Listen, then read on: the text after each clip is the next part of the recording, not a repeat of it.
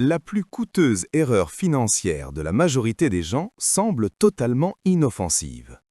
Ce n'est pas un investissement risqué, ni un crédit à taux élevé, ni même un achat impulsif. C'est une simple phrase que l'on prononce lors d'un dîner entre amis ou dans une conversation avec la famille: «J'ai environ 100 000». À ce moment-là se produit un événement que presque personne ne remarque, mais qui modifie instantanément l'économie de toutes vos relations futures. Vous pensez simplement partager une bonne nouvelle, en réalité, vous venez de déplacer une frontière invisible dans l'esprit de tous ceux qui ont entendu ces mots. Et avec cette frontière, change la perception de ce qui est normal pour vous, ce qui vous est facile, ce qui vous est accessible. À partir de ce moment, le prix de chaque petite décision dans vos relations commence à augmenter, non symboliquement, mais réellement. La majorité des gens croient que le risque financier principal est de trop dépenser. Mais le vrai piège est beaucoup plus subtil. La plus coûteuse des erreurs est d'annoncer au monde que vous pouvez dépenser davantage. Car dès que votre entourage sait quel niveau de vie vous pouvez maintenir, celui-ci devient une attente. Et l'attente est la monnaie la plus chère dans l'économie sociale. La publicité, l'industrie de consommation et les réseaux sociaux ont construit pendant des décennies un système où la richesse doit être visible. On vous fait croire que le succès doit être démontré. Une nouvelle voiture doit être vue, les vacances publiées, l'appartement doit montrer votre statut. Mais personne n'explique un principe fondamental. Le capital croît dans le silence. Il donne les meilleurs résultats quand personne n'en parle. Imaginez un sous-marin dans l'océan. Sa force ne réside pas dans la vitesse ou l'armement, mais dans le fait qu'il est indétectable. Il peut se déplacer où il veut, choisir sa trajectoire et prendre des décisions. Mais dès qu'il émerge à la surface et apparaît sur le radar, il devient une cible. Ses capacités restent, mais sa liberté disparaît instantanément. Avec l'argent, c'est la même chose. Il croît plus vite lorsqu'il reste invisible, lorsqu'on n'en parle pas, lorsqu'il ne fait pas partie de votre image, lorsqu'il n'est pas transformé en signal social. Mais à l'instant où vous annoncez en chiffres 100 000, 200 000, un demi-million, vous sortez en réalité votre sous-marin à la surface. Et c'est là qu'apparaît l'effet psychologique. Beaucoup pensent que le problème est que les gens vont demander de l'argent. Cela arrive effectivement, mais ce n'est même pas la moitié du problème. Un autre phénomène coûte encore plus cher. Vous commencez à payer vous-même, même si personne ne vous le demande, parce que l'image que vous avez créée influence votre comportement.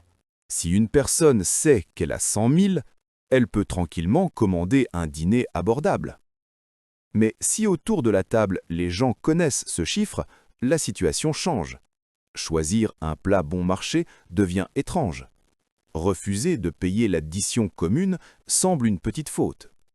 Toute prudence semble inappropriée. L'industrie financière en parle rarement, car l'économie est construite à l'inverse. Plus votre niveau de vie est visible, plus vous dépensez. Plus vous dépensez, plus les cartes de crédit, la publicité, les marques et services fonctionnent efficacement. Tout le système veut que votre argent se transforme en signal. Mais la richesse se crée non pas par les signaux, mais par l'intérêt composé. Un mécanisme silencieux et lent, presque imperceptible. Et c'est pour cela qu'il est si facile de le détruire. Si vos économies se situent entre 50 000 et plusieurs centaines de milliers, vous êtes au point le plus dangereux de la trajectoire financière. À ce niveau, la tentation de parler de vos finances apparaît. Cela semble logique. Vous avez été discipliné, vous avez épargné lorsque d'autres dépensaient tout. Vous voulez reconnaissance, partager votre succès. Mais c'est précisément à ce moment que la majorité fait un pas qui peut leur coûter des centaines de milliers à l'avenir. Et si vous ne comprenez pas ce mécanisme maintenant, dans 10 ans, vous pourriez ouvrir votre compte d'investissement et vous poser la question désagréable. Pourquoi l'argent n'a-t-il presque pas augmenté? Le revenu est là, les investissements sont judicieux, il semble n'y avoir aucune erreur, et pourtant, l'intérêt composé semble s'être évaporé. La réponse est presque toujours la même. Le sous-marin a émergé trop tôt. Pour comprendre ce mécanisme dans la vie réelle, imaginez deux personnes, Louis et Alex. Ils commencent presque à la même position. Tous deux ont 35 ans, un emploi stable, un revenu similaire, environ 150 000 d'économies. Ni loterie, ni vente d'entreprise, ni héritage. Leur capital résulte de la discipline. Investissement régulier, absence de dette, Années de patience. C'est ainsi que se crée généralement une véritable fortune. Mais ensuite, leurs chemins divergent sur un petit détail presque imperceptible. Louis considère ses économies comme un accomplissement qu'il est naturel de partager. Il raconte à ses amis qu'il a franchi le seuil des 6 chiffres. Il ne se vante pas, il est simplement heureux. À table, quelqu'un demande comment ça va, la conversation touche aux investissements, Louis cite le chiffre. À première vue, rien ne se passe, mais dans les esprits des gens se forme un nouveau modèle. Louis est quelqu'un qui possède de l'argent sérieux. Alex, lui, agit autrement. Il investit, économise, construit son capital, mais ne parle des chiffres qu'à son partenaire et à son conseiller financier. Si le sujet revient, il répond vaguement « J'essaie d'épargner régulièrement, d'investir un peu, ça progresse doucement ». Il ne ment pas, il ne donne tout simplement pas de chiffres auxquels les autres pourraient se raccrocher. Pour son entourage, il apparaît simplement comme une personne responsable, ni riche, ni pauvre, juste stable. Regardons les 5 années suivantes. Pas de drame, pas de catastrophe financière, une vie adulte ordinaire. C'est dans ces conditions que se révèle la différence entre approche systémique et pression sociale. Chez Louis, l'environnement de décision change progressivement. Le groupe choisit un restaurant un peu plus cher, car ils savent que Louis peut se le permettre. L'addition commune, il la paie plus souvent. L'hôtel choisit plus cher. La voiture, l'ancienne semble modeste. Ce n'est pas une pression, c'est un calibrage. Les psychologues appellent cela l'effet de normes sociales. Les gens ajustent leur comportement à l'image déjà fixée. Chez Alex, c'est différent. Ses amis ignorent les chiffres, donc ne peuvent ajuster leurs attentes. Restaurant moins cher, naturel. Addition, chacun paie sa part, normal. Voyage, option plus simple, normal. Il n'a pas le rôle de financier prospère à maintenir. La première différence mathématique est presque invisible. Louis commence à dépenser environ 400 $ de plus par mois. Petite décision, restaurant, vacances, addition, technologie. 400 $ par mois, 4 800 par an. À 7% d'intérêt sur 30 ans, environ 580 000 $. Le coût d'une seule habitude, correspondre à l'image d'une personne aisée. Louis n'est pas devenu irresponsable, mais son système a une fissure. L'intérêt composé n'aime pas les fissures.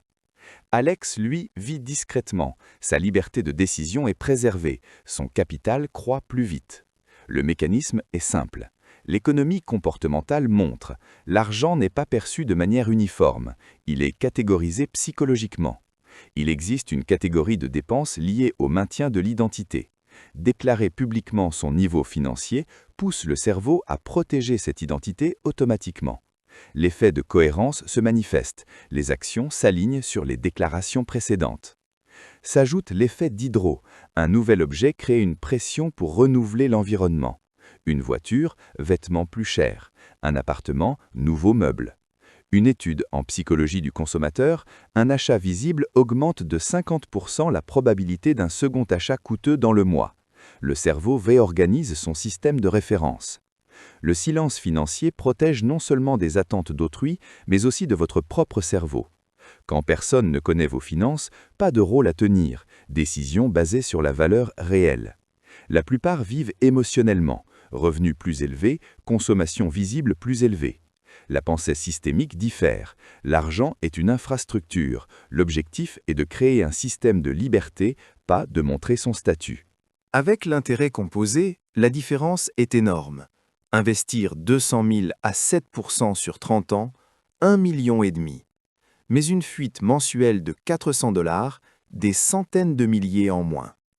Paradoxe principal, la richesse est détruite non par les grosses erreurs, mais par de petits compromis sociaux. Comment construire un système ? 1. Audit de la visibilité financière. Combien de fois avez-vous mentionné vos revenus, investissements, achats ? 2. Système de répartition. 20% du revenu, investissement long terme, 10%, réserve de liberté. 60%, dépenses courantes, 10%, plaisir. 3. Automatisation. L'argent part immédiatement aux bonnes destinations, sans décision quotidienne. 4. Gestion de l'apparence, qualité mais discrétion. 5. Séparation des cercles financiers. Seuls le partenaire, le conseiller et le comptable connaissent les chiffres exacts. 6. Plafond financier invisible. Vous savez, mais vous ne montrez pas au monde. Différence entre Louis et Alex après 10 ans. Louis 800 000, Alex 1 100 000. Différence de 300 000, due non au salaire ou aux investissements chanceux, mais à la discrétion financière. Alex peut accepter un travail moins payé, mais plus enrichissant. La vraie richesse, c'est la liberté de choisir, l'indépendance des attentes des autres. L'économie moderne pousse à montrer le succès, mais l'intérêt composé aime le silence, la patience et la discipline. Le silence financier est une stratégie de liberté, une protection du capital contre les fuites. L'essentiel, l'argent croît plus vite là où le moins de gens le connaissent. Le véritable but du capital, donner la liberté de choix. Commencez par une étape simple, s'abonner à la chaîne comme rappel que le capital n'est pas un jeu de statut, mais un outil de liberté. Comme un sous-marin, il est efficace lorsqu'il reste profondément sous l'eau.